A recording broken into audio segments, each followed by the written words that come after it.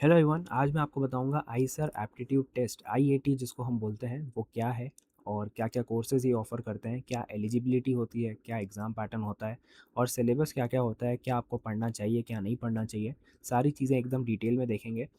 तो सबसे पहले हम ये जानते हैं आईसर है क्या। तो आईसर एक साइंस इंस्टीट्यूट है जो जहाँ पे रिसर्च का काम होता है, वहाँ वो लोग स्टडी करते हैं। तो आईसर जो है वो stands for Indian institutes of science education and research. तो ये आईसर जो है वो इंडिया में बहुत कम है। तो इसके लिए एक एप्टीट्यूड टेस्ट होता है जिसको आईआईटी बोलते हैं। आईआईटी जो होता है वो नेशनल लेवल एंट्रेंस एग्ज़ाम होता है जिसके थ्रू तुम इंडिया के टॉप साइंस इंस्टीट्यूट में एडमिशन ले सकते हो। यहाँ से ही आईसर का एडमिशन होता है और इसमें आप रिसर्च और टीचिंग के लिए अगर करियर बनाना चाहते हो तो यहाँ पे एक अच्छा अपॉर्चुनिटी आपको मिल जाती है अगर आप इस एग्ज़ाम को क्रैक करते हो और इसमें एडमिशन लेते हो। फिर बात करेंगे आईसर इंस्टीट्यूट्स कौन कौन से हैं इंडिया में। तो ये आईसर पुणे, आईसर कोलकाता, भोपाल, मोहाली, तिरुवनंतपुरम, तिरुपति और बेरमपुर। ये जितने कॉलेजेस आपको यूनिवर्सिटीज़ दिख रही हैं यहाँ पे आप एडमिशन ले सकते हो इस टेस्ट के थ्रू। और जो आपको फेवरेट आपकी लोकेशन होगी वहाँ आप प्रेफर्ड लोकेशन डाल सकते हो। तो वो आपको एडमिशन मिल जाएगा। अभी और भी एक्सपैंड हो रहे हैं लेकिन अभी फ़िलहाल में इतने ऑप्शंस आपको मिल जाएंगे। फिर हम ये देखेंगे कोर्सेज़ क्या-क्या मिलते हैं यहाँ पे। तो जैसा पहला है बीएसएमएस डुअल डिग्री जो 5 साल की होती है और बीएस डिग्री जो 4 साल की होती है, वो कुछ आइसर्स में ही होती है, बाकी बीएसएमएस ही होती है। और सब्जेक्ट्स में आपको physics, chemistry, biology, maths, earth science ये सब मिल जाते हैं। तो ये सारे जो सब्जेक्ट्स हैं वो आप स्टडी कर सकते हो अपने रिसर्च डिग्री में। फिर हम बात करेंगे एलिजिबिलिटी की। तो एलिजिबिलिटी में आपका 12th पास होना ज़रूरी है और साइंस स्ट्रीम आपका ज़रूरी है लेना। वहीं पे हम देखेंगे पीसीएम या पीसीबी मैंडेटरी होता है, दोनों में से एक होना चाहिए आपका। और मार्क्स क्राइटेरिया देखेंगे तो जनरल, ओबीसी और ईडब्ल्यूएस के जितने बच्चे होंगे उनको मिनिमम 60% लाना ज़रूरी है 12th में। और एससी, एसटी, पीडब्ल्यूडी में आपका 55% होना ज़रूरी है।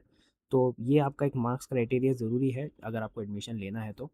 और एक ईयर क्राइटेरिया भी होता है, जैसे आपका रीसेंट 12th ग्रेजुएट। इसका मतलब ये होता है कि अगर आपने रीसेंट ईयर्स में 12th पास की हो तभी आपको एलिजिबल हो आप बैठने के लिए। जनरली लास्ट के 2 साल वैलिड्स होते हैं, जैसे अगर अभी 2026 चल रहा है तो 26, 25 और 24 तक के लोग दे सकते हैं। जो जिन्होंने 24 में अपना 12th पास किया होगा वो लोग भी दे सकते हैं इसको और एडमिशन ले सकते हैं। लेकिन जो 23 वाले होंगे, 2023 वाले, वो लोग नहीं दे सकते और उनको आगे कोई दूसरा इंस्टीट्यूट देखना पड़ेगा। तो 24 तक दे सकते हैं और लास्ट 2 ईयर्स ही वैलिड होता है। यहाँ पे एडमिशन जेईई एडवांस्ड और केवीपीवाई से भी होता है। तो ये 2 एग्ज़ाम भी आप एक्सप्लोर कर सकते हो। मैं भी इस पे ट्राई करूँगा, एक वीडियो बना दूँगा। वैसे तो ये 2 जो थे वो पहले रूट्स थे आइसर में, लेकिन अब उन्होंने क्या कर दिया है, आईआईटी के थ्रू ही एडमिशन दे दिए हैं। तो मैं वो ट्राई करूँगा, उस पे भी एक वीडियो बना दूँ कि अभी क्या सीन चल रहा है। फिर हम बात करेंगे आईआईटी का एग्ज़ाम पैटर्न कैसा होता है। तो आईआईटी एग्ज़ाम पैटर्न जो आपका कंप्यूटर बेस्ड टेस्ट होता है, जो सीबीटी भी कहलाता है। और 3 घंटे का आपका ड्यूरेशन होगा, 60 क्वेश्चन होंगे आपके टोटल, जिसमें फिज़िक्स के 15, केमिस्ट्री के 15, मैथ्स के 15 और बायोलॉजी के 15 क्वेश्चंस होंगे, जो आपको 3 घंटे में सॉल्व करने पड़ेंगे। फिर हम बात करेंगे मार्किंग स्कीम की, जो जिसमें आपका करेक्ट आंसर पे +4 मिलता है, रॉन्ग आंसर पे -1 मिलता है और अगर आपने कुछ भी आंसर नहीं किया तो 0 मार्किंग होती है, नेगेटिव मार्किंग होती है। तो मार्किंग स्कीम आपकी ऐसी रहेगी। फिर हम बात करेंगे सिलेबस की। तो मोस्टली यहाँ पे एनसीईआरटी में आपका 11th और 12th का ही सिलेबस होता है, जिसमें आपको फिज़िक्स में मैकेनिक्स, इलेक्ट्रिसिटी, मॉडर्न फिज़िक्स जैसे टॉपिक्स मिल जाते हैं। ये जो टॉपिक्स मैं बता रहा हूँ ये मेजर आपको मिलेंगे। और केमिस्ट्री में ऑर्गेनिक, इनऑर्गेनिक और फिजिकल केमिस्ट्री में आपको टॉपिक्स मिल जाएंगे। मैथ्स की बात करेंगे तो अलजेब्रा, कैलकुलस, कोऑर्डिनेट ज्योमेट्री ये सब टॉपिक्स मिलेंगे। और बायोलॉजी में आपके सेल, जेनेटिक्स, इकोलॉजी और ह्यूमन फिजियोलॉजी। कुल मिला के आपको पीसीएमबी पूरा प्रिपेयर करना ज़रूरी है। फिर हम बात करते हैं सिलेक्शन प्रोसेस कैसी होगी। तो पहला आपको आईआईटी एग्ज़ाम देना होगा, उसमें से आपकी रैंक निकलेगी, काउंसलिंग आपकी होगी और आईसर आपको अलॉट होएगा। जो भी आपका प्रेफर्ड लोकेशन होगा या प्रेफर्ड आईएसआर होगा या प्रेफर्ड ब्रांच होगी, वो उससे एक आईसर आपको अलॉट होएगा कैलकुलेट होके। तो ये इसका एक सिलेक्शन प्रोसेस है, काफ़ी ईजी है। उसके लिए आपको एक एग्ज़ाम देना पड़ेगा।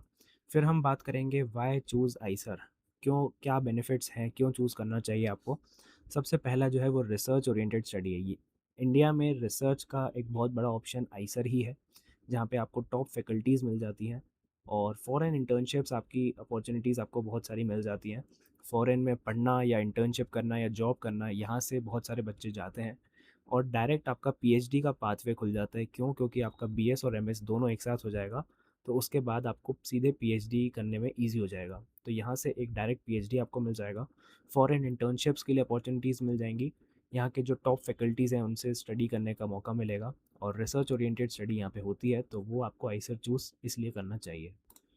तो अगर मैं टिप्स की बात करूँगा तो टिप्स में मैं बोलूँगा एनसीईआरटी स्ट्रॉन्ग करो, स्पेशली आपका बायो और केमिस्ट्री जो होता है उसमें आप एनसीईआरटी पूरी स्ट्रॉन्ग कर लो और कॉन्सेप्ट की क्लैरिटी रखो। रट्टा मत लगाओ, सिर्फ समझो कॉन्सेप्ट्स को कैसा क्या है, उसी के बेसिस पे आपको क्वेश्चंस मिलेंगे। और प्रीवियस ईयर पेपर्स ऑब्वियसली आपको सॉल्व करना ही चाहिए। और टाइम वेस्ट मत करो, टाइम मैनेजमेंट करो, प्रैक्टिस करो चीज़ें और मॉक टेस्ट दिया करो। तो उस काफ़ी सारी बुक्स भी आती हैं, तो वो भी आप स्टडी मटेरियल खरीद सकते हो। तो बाकी और भी अगर कुछ आपको डाउट्स लगें तो कमेंट में बताना, मैं कोशिश करूँगा कि रिज़ॉल्व कर दूँ और आपके आगे के डाउट्स ना रहें। Thank you.